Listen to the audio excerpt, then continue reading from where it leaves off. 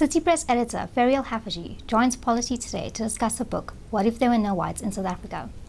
The title of your book is bound to attract comments both unsavory and arguable, but you describe your book as, and I quote, a love song to an Mzansi that I love dearly, and as an attempt to see the possible. Can you unpack this for us? Yes, sure. So the title, when my mom saw it, was her reaction was, "That's not very nice," which I'm sure will be many people's. It's a title that I think makes you go a little bit like that. And as my aunt Daria in Cape Town said to me, well, if there weren't whites, we wouldn't be around, which is probably correct as well. But it was a response to a debate that I've been hearing everywhere, that whiteness, white supremacy, is responsible for where our country finds itself. And so I went to inspect why a generation is feeling this way and whether statistics back that up.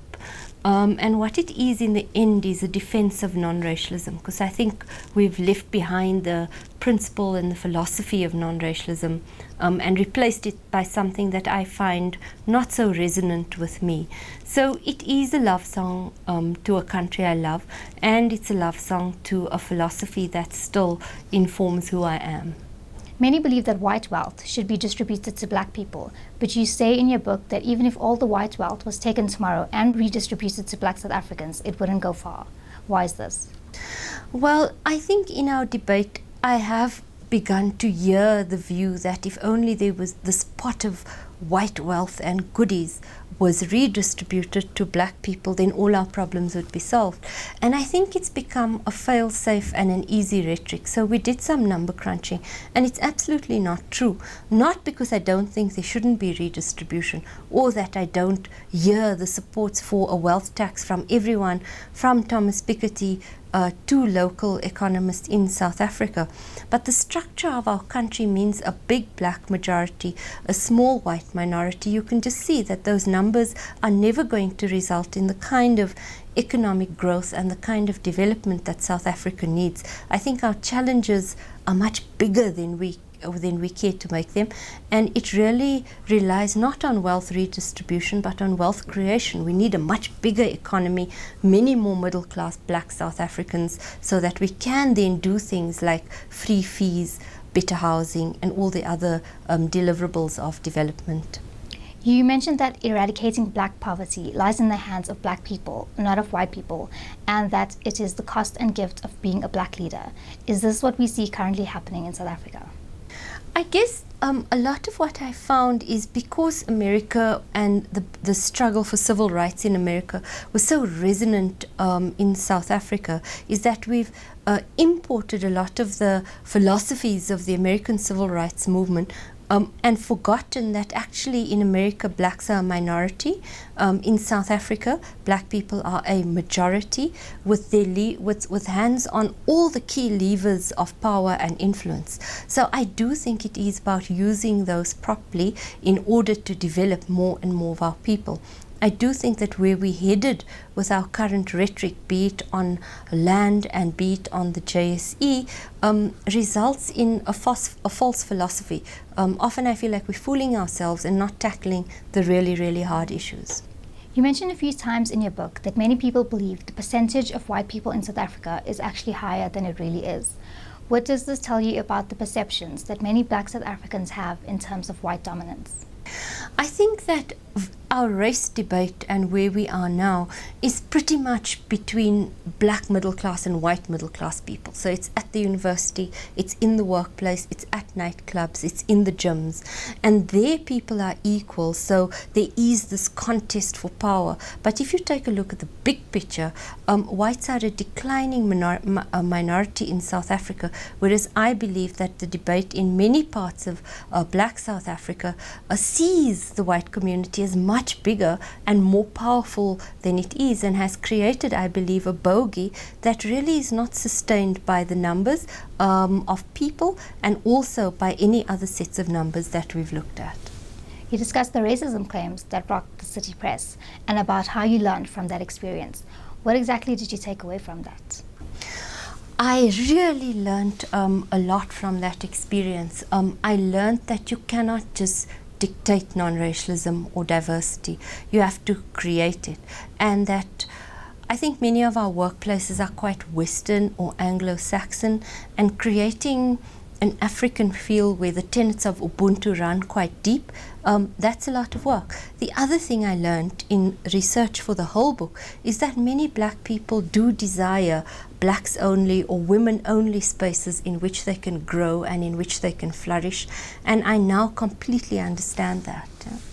You suggest that non-racialism is an abused concept that has lost credibility. How do you define non-racialism, and are you a non-racialist? Well, going to university when I did, growing up where I did, non-racialism was never the blindness of, say, the people who chose to boycott Woolworths for supporting employment equity. That view is that, oh, come on, all that race stuff is just behind us, we're all non-racial now. No, that's racial blindness.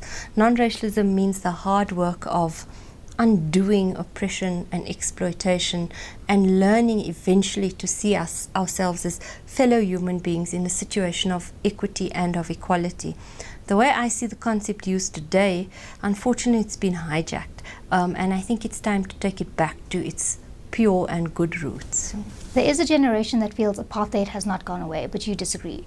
Firstly, why does this generation feel this way, and why do you feel otherwise? Well, I guess that was a very personal part of the book, is that I grew up when the teeth of apartheid were very sharp. So did my family. So when freedom came, I really experienced it in very real and very tangible ways in my own life. And then to get the shock that actually for a generation who I assumed was really standing on the shoulders of that one, I feel very, very differently. I come away realizing that maybe your generation has much higher expectations of what democracy should deliver to them. And for many of them, apartheid hasn't ended. I don't agree, but that doesn't matter. I think the challenge is that we have a lot of South Africans, I think more than we care to acknowledge or admit, who really believe that the Mandela era, the Rainbow Nation, the transition from apartheid to democracy hasn't really meant anything. You say in your book that you are a fan of the affirmative action laws and that you will defend them to anyone. Why do you believe so strongly in them, and are they the right thing for South Africa? So I think that we have allowed affirmative action to be hijacked by people who are fearful. People who are fearful that the pool is just so small that if you bring a lot of black talent into it, there won't be space for everyone. Absolute nonsense. I think that in the good years, when growth was strong, when we had budget surplus, it was largely the benefits of employment equity and affirmative action coming into play and showing you what a more fair economy could look like.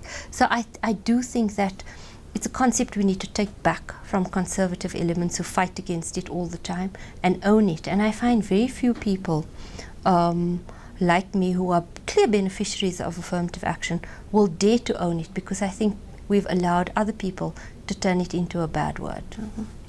You discuss the recent Fees Must Fall campaign, and you highlight the glaring inequalities between most white and black students. Can you reflect on that? So Fees Must Fall was perhaps for me, the hashtag Fees Must Fall is definitely my newsmaker of the year, because I think those students took us into what we're going to be. They showed us that